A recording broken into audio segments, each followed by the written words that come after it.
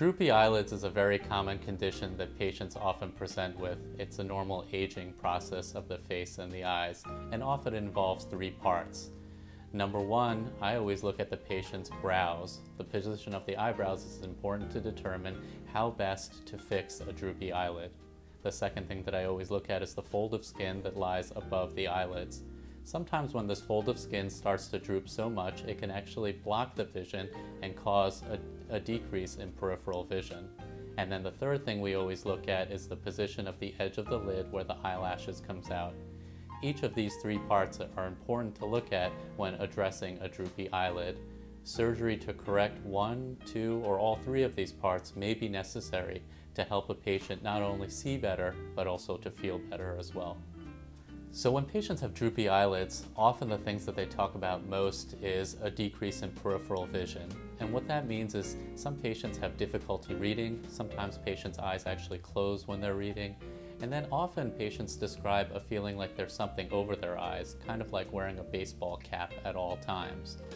To correct this problem with surgery often relieves the patients of this condition and helps them to not only see better, but to feel better as well. So when fixing a droopy eyelid, you usually look at the three parts: the position of the eyebrows, the fold of skin above the eyes, and also the edge of the lid when the lashes comes out. And the best way for me to explain this to a patient is to think of a curtain rod. If you have a curtain rod that's sagging, the curtain is going to fall onto the floor. And usually this, if you think about the eyelid, can cause a decrease in peripheral vision. Now, one way to fix it would be to just trim the bottom of the curtain so it stops it from rubbing up against the floor.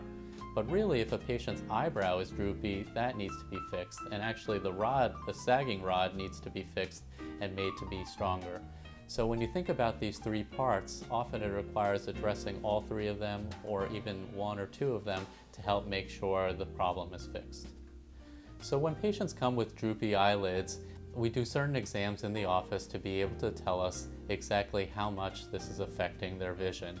By taking photographs and making sure that we check that the eye is healthy, we're able to tell how much the droopy eyelids are affecting the patient's vision. I encourage you to come into the office if you feel like your droopy eyelids are affecting your vision. We'll be able to tell you how best to proceed and if your insurance would cover this condition.